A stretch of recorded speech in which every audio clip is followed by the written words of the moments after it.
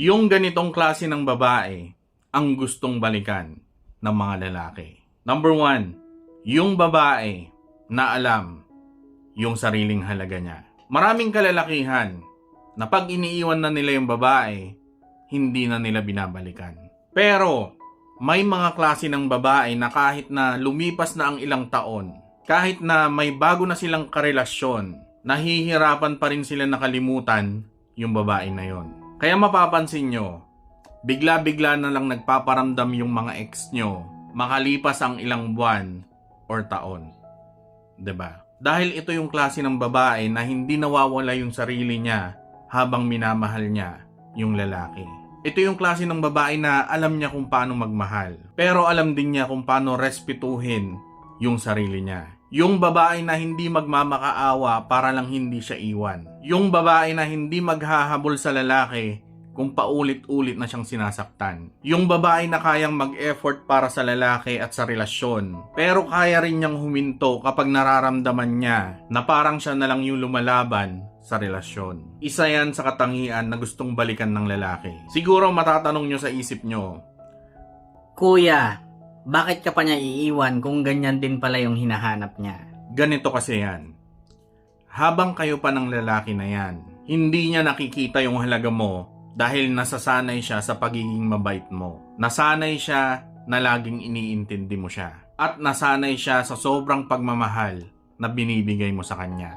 At nare-realize lang niya yung mga yan. Nare-realize lang niya yung halaga mo kung kailan wala na kayo. Doon na niya mararamdaman na parang may kulang. At minsan kahit na may karelasyon na sila or may bago na sila, pero hindi nila nakikita doon sa bago yung mga nakita niya sa'yo, sigurado ikaw at ikaw pa rin yung hahanapin niya. Number 2, yung babae na nagbibigay ng peace at hindi stress. Kapag palaging excited ang lalaki na umuwi sa'yo araw-araw, ibig sabihin, maganda yung nadudulot mo sa kanya. Mas gumagaan yung pakiramdam niya kapag ikaw yung nakakasama niya. Dahil real talk, hindi naman perfect na babae ang hinahanap ng mga matitinong lalaki. Mas hinahanap nila yung nagbibigay sa kanila ng peace or kapayapaan. Yung babae na marunong umintindi, marunong makinig, at sinusuportahan yung partner niya kapag napapagod na siya. Dahil sa mundo natin, lalo na ngayon, punong-puno na ng pressure at problema. Kaya napakalaking bagay para sa lalaki yung magkaroon siya ng babaeng matatakbuhan niya para magkaroon ng peace yung kaisipan niya. Siguro sasabihin nyo, Kuya, nakadepende yan sa kung anong trato ng lalaki sa'yo. tama naman yun. Pero, bakit ka pa nag-i-stay sa relasyon na yan kung hindi naman pala tama yung trato niya sa'yo? 'Di ba? Dahil hindi na healthy sa relasyon yan kung puro bawian na lang kayo ng tinatrato sa isa't isa. Kaya kung nabibigyan mo siya ng peace kahit na ikaw, stress na sa kanya, sigurado kahit saan pa magpunta yan, or kahit makailang relasyon pa yan, tignan mo, pansinin mo, mapapansin mo, nagla-like pa rin siya or nagko-comment pa rin siya sa mga post mo sa social media. Or, nakikibalita pa rin siya sa mga kaibigan nyo ng tungkol sa'yo. Dahil hindi kanya makalimutan. At kung papipiliin siya, mas gugustuhin niya na balikan ka. Pangatlo, yung babae na may sariling buhay at pangarap. Ito yung mga klase ng babae na hindi papaikutin yung mundo nila sa lalaki lang. Yung hindi mawawala yung sarili niya dahil sa relasyon. Dahil hindi porket nasa isang relasyon ka na, ay iiwan mo na yung mga kaibigan mo. Iiwan mo na yung mga hobbies mo or yung mga bagay na nagpapasaya sa'yo. Huwag ganun. Dapat andyan pa rin yung mga bagay na yan. Ang mga bagay na iiwasan mo lang ay syempre yung mga bagay na hindi mo na dapat ginagawa ngayong may karelasyon ka na. Gaya na lang ng paghingi ng comfort sa ex, yung pakikipag-chat sa kani-kaninong lalaki. Yung mga ganyan yung kailangan ng iwasan, di ba? Pero yung mga kaibigan mo, yung mga hobbies mo, yung mga bagay na nagpapasaya sa'yo, yung mga pangarap mo, wag. Dahil kapag nakita ng lalaki na may sarili ka pa ring buhay at pangarap, yung kaya mong maging masaya may karelasyon ka man or wala, yung makikita niya na hindi mo kailangan ng lalaki para lang maging masaya, tignan mo lang, mas matatakot yan na mawala ka. Or, kung may ibang dahilan man kaya kayo naghiwalay, I'm sure, mahihirapan yan mag-move on. At habang tumatagal, mas lalo kanyang iisipin dahil mahirap kalimutan yung mga ganyang klase na babae. Number 4, yung babae na tapat at mapagkakatiwalaan. Ang isa sa pinakamahirap na kalimutan ng lalaki ay yung babae na maaari niyang pagkatiwalaan. Dahil sa isang relasyon, hindi pwede dyan yung puro love-love lang. Kailangan din na tapat ka.